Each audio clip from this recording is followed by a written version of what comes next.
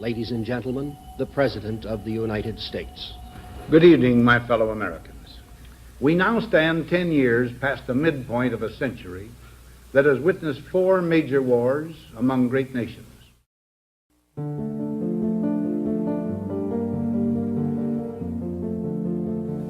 Until the latest of our world conflicts, the United States had no armaments industry. American makers of plowshares could, with time and as required, make swords as well. But we can no longer risk emergency improvisation of national defense. We have been compelled to create a permanent armaments industry of vast proportions. Added to this, 3.5 million men and women are directly engaged in the defense establishment. Now, this conjunction of an immense military establishment and a large arms industry is new in the American experience. The total influence, economic, political, even spiritual, is felt in every city, every state house, every office of the federal government. We recognize the imperative need for this development, yet we must not fail to comprehend its grave implications. Our toil, resources, and livelihood are all involved.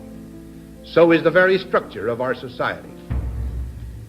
In the councils of government, we must guard against the acquisition of unwarranted influence, whether sought or unsought, by the military-industrial complex. The potential for the disastrous rise of misplaced power exists and will persist. We must never let the weight of this combination endanger our liberties or democratic processes. We should take nothing for granted.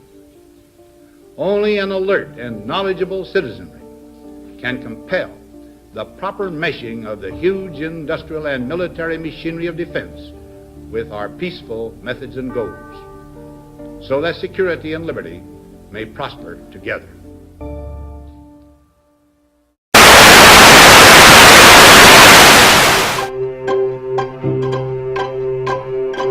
It was just arbitrarily dumped and illegally dumped. No one gave them permission to dump radioactive waste there.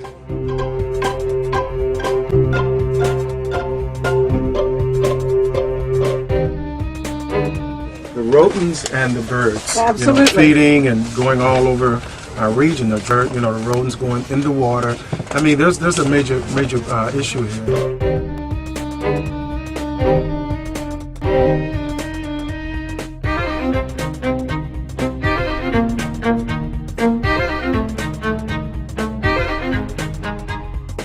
When the Atomic Energy Commission said to the Carter Corporation, you have got to clean up Laddie Avenue, which is waste that had come from the airport and before that from downtown Mallinckrodt, they intended for the cleanup at Laddie Avenue to be the waste to be taken to a licensed federal landfill, disposal site out west.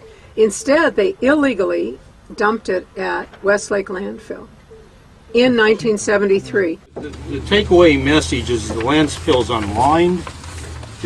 It would not even be permitted to put your trash can from your waste from your kitchen in this landfill today. The water table is in contact with the radioactive waste, according to the consultant's report, and the 1993 flood level would have been well up against the toe of the landfill. And this is a region where there was slumping of the landfill, a small-scale landslide that spread a bunch of material out on the farmer's field. So all these things, this is the wrong design of a landfill for this type of waste, and it's certainly the geologically very bad place for it to have this stuff interred on the floodplain of the Missouri River at an elevation that just in the last 20 years has been below water. It's really kind of stupid.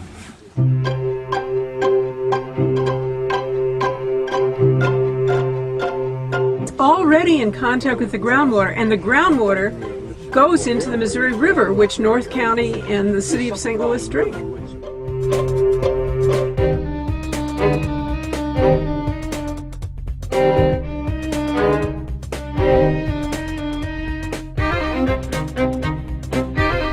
The EPA decided all they wanted to do was to put some rocks on top and some construction rubble and a little bit of clay and walk away from it. And it's already in contact with the groundwater. That's what Professor Chris has those charts.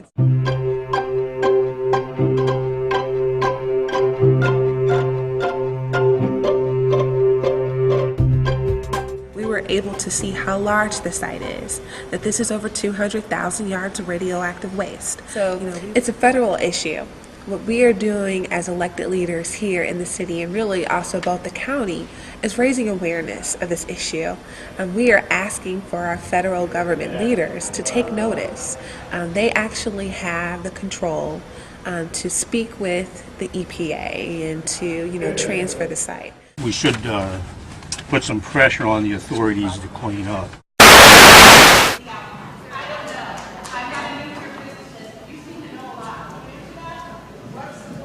We're focusing on the solid waste landfill. Westlake is out of our jurisdiction. I can tell you our contingency plans.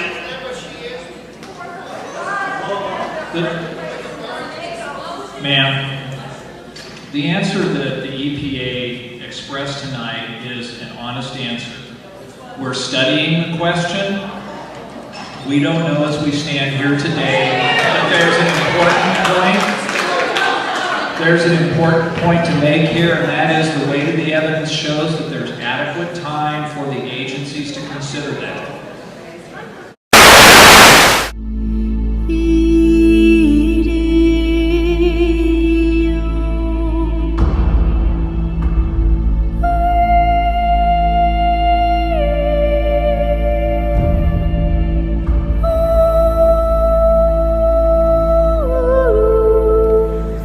Unfortunately, the question I have is going to change slightly. I just have to say I'm shocked to hear the DNR is in charge of radiological studies at the site.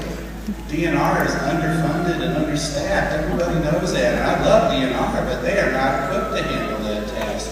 So that's the first thing that you should fix. It's a Superfund site. Get the Department of Energy, get some money to actually do real monitoring. You can't depend on people. It's just wrong. It's not fair to DNR to ask them to do that. It's not fair to any of us. So for 40 years, this waste has been here. From the EPA's own standards, the fundamental goal for controlling any type of radioactive waste should be complete isolation over its hazardous lifetime. Controls which are based on institutional functions should not be relied on for longer than 100 years to provide such isolation. Radioactive waste with a hazardous lifetime longer than 100 years should be controlled by as many engineered and natural barriers as necessary. I go on, no safe level of exposure to radioactivity can be established from the available evidence. Risk associated with any given method of control should be considered unacceptable. Risks to future generations are greater than acceptable to the current generation. And selecting control options for waste whose hazards extend beyond 100 years, decision makers cannot rely on restrictions on customary uses of land or ground and surface waters. So my question is, we're 40 years in now. You cannot tell me that that chain link fence and the terrible job the government has done with their waste that are illegally dumped there, you have no excuses anymore. Clean it up, move it out. Do what it has to. Clean it up, move it out. Move it out. We'll stick it in your backyard. We don't want to wait another 40 years. There are people in this audience who've experienced this. My father has pancreatic cancer, worked next to the slab site. I think that's where it came from. You don't get a little convenient flag that says where your cancer came from. But people have suffered in this area for this whole time. It's enough. Clean it up. Clean it up. It's an emergency. My question is, when will you take it to a licensed facility? That's my question. When will you take it to a licensed facility? Now. Clean it up. Do it now. Clean it up. Move it out. Move it out. Move it out. Move it out. Move it out. We want it out now. Get it out.